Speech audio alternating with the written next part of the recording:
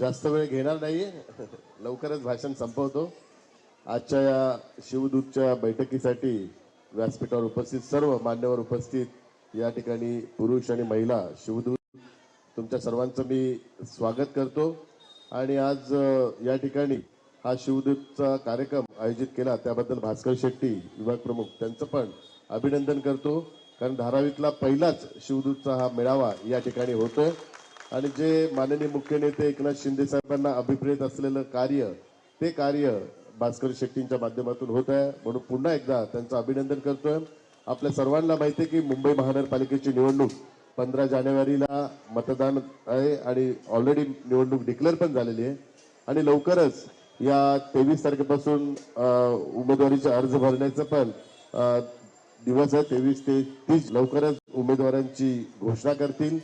धारावी आणि शिवसेनेचं एक वेगळं नातं आहे आणि धारावीत सर्वात जास्त नगरसेवक जर कुठल्या पक्षाचे निवडून गेले असेल तर ते शिवसेनेचे गेल्यावेळी धारावीकरांनी निवडून दिलेले आणि ते धनुष्य बाणाच्या निशाणीवर मतदान करून धारावीकरांनी शिवसेनेला आशीर्वादाने सहकार्य केलेलं आहे। आणि पुन्हा एकदा धारावीकर तसेच आशीर्वादाने सहकार्य देऊन धारावीत जास्तीत जास्त नगरसेवक निवडून देतील हा मला संपूर्णतः विश्वास आहे, कारण या ठिकाणी उपस्थित असलेल्या महिलांच्या संख्येवरच दिसून येतं की ह्या सगळ्या लाडक्या बहिणी आपल्या लाडक्या भाऊ म्हणजे आदरणीय एकनाथ शिंदे साहेब यांच्या पाठीशी उभे राहतील। जसं विधानसभेच्या वेळी अख्ख्या महाराष्ट्रातल्या लाडक्या बहिणींनी एकनाथ शिंदे साहेबांना आशीर्वाद दिले, तसंच आशीर्वाद या मुंबई महानगरपालिकेच्या निवडणुकीत पण या लाडक्या बहिणी देतील, कारण लाडक्या बहिणीच ह्या खऱ्या अर्थाने किमया करू शकतात, लाडक्या बहिणीच सत्ता देऊ शकतात आणि लाडक्या बहिणच चमत्कार घडवून देऊ शकतात। तर तो आता मुंबई महानगरपालिकेत सत्ता चमत्कार जो काही घडवणार आहे त्यात महत्वाची भूमिका ही लाडक्या बहिणींची आहे। त्यामुळे लाडक्या भावाची पण जी जबाबदारी होती, जशी लाडकी बहीण योजना चालू केली तशी आदरणीय एकनाथ शिंदे साहेबांनी कित्येक अशा ज्या योजना या चालू केल्या।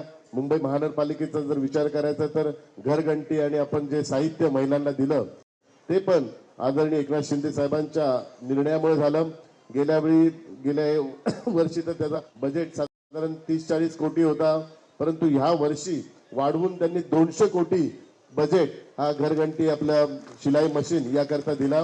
त्यात हीच भूमिका होती की प्रत्येक महिलेला, कारण आपल्या शाखेमध्ये सगळ्यांचे अर्ज यायचे परंतु काही ठराविक महिलांनाच त्या लाभ मिळायचा त्या योजनेचा, बाकी सर्व महिलांना तो लाभ मिळत नसल्या कारणामुळे महिला पण नाराज व्हायच्या। म्हणून आता प्रत्येक महिलेला तो लाभ मिळेल त्या दृष्टिकोनातून ती 200 कोटीची योजना माननीय मुख्य नेते एकनाथ शिंदे साहेबांनी चालू केली।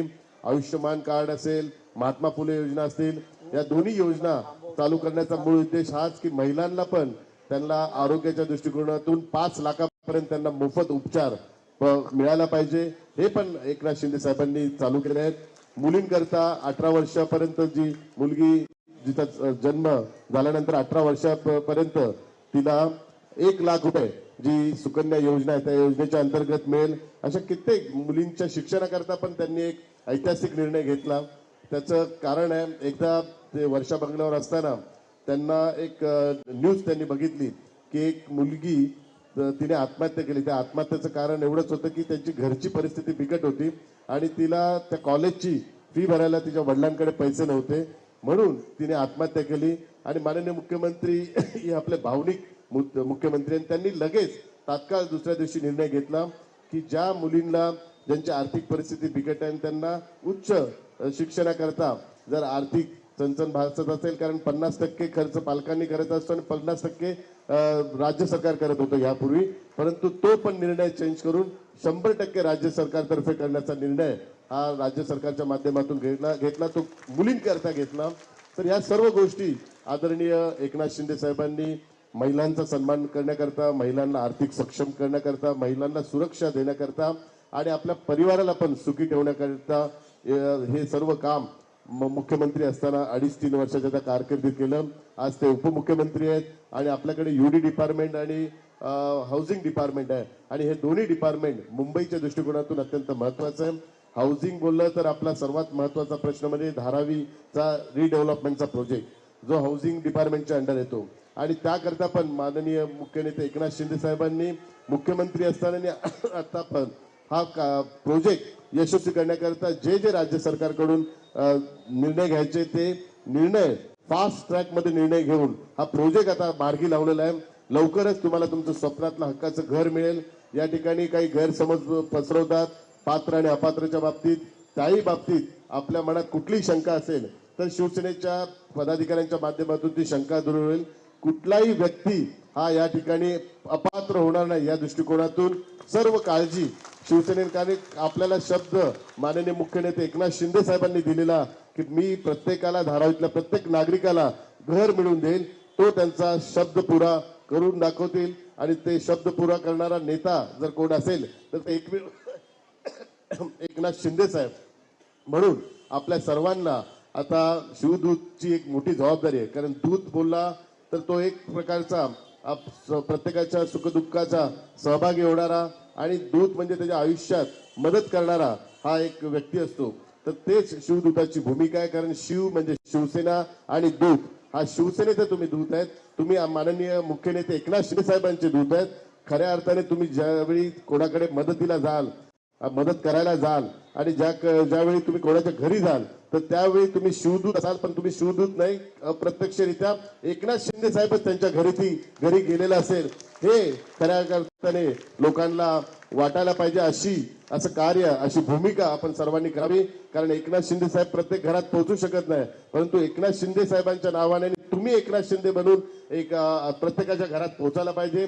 शिवसेनेचं कार्य असेल, राज्य सरकारचं कार्य असेल, शिवसेनेची भूमिका असेल ती प्रत्येक घराघरात आपण पोहोचवा ही आपल्या सर्वांना विनंती करतो.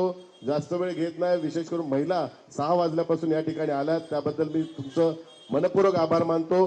आणि मुंबई महानगरपालिकेवर आपल्याला भगवा फडकायचा असेल, वंदनीय शिवसेना प्रमुखांचा भगवा फडकवायचा असेल तर महिलांची आणि विशेष करून महिला पदाधिकारी आणि शिवदूत यांची भूमिका अत्यंत महत्वाची आहे. कारण जसं भास्कर शेट्टी यांनी सांगितलं, कारण भास्कर शेट्टीने काय बोलण्यासाठी ठेवलंच नाही, सगळेच विषय त्यांनी घेतले आणि त्यांनी 185 मध्ये जे काम केलं त्या संदर्भातली पण त्यांनी संपूर्ण माहिती दिली. परंतु आता शिवदूताची भूमिका ही अत्यंत महत्वाची आहे. आणि मतदार यादीचं वाचन आणि मतदार यादीचा अभ्यास हा पण अत्यंत महत्वाचा आहे. तो शिवदूताने करून आपण या मुंबई महानगरपालिकेच्या निवडणुकीत धारावीत जास्तीत जास्त नगरसेवक निवडूया. हाच एक संकल्प या ठिकाणी आपण करूया. कारण जास्तीत जास्त नगरसेवक निवडून आले तरच संपूर्ण देशाला कळेल की धारावीतली जनताला रिडेव्हलपमेंट पाहिजे, धारावीच्या जनतेला शिवसेना पाहिजे आणि धारावीच्या जनतेला माननीय मुख्य नेते एकनाथ शिंदे साहेबांचं नेतृत्व पाहिजे. धन्यवाद. जय हिंद, जय महाराष्ट्र.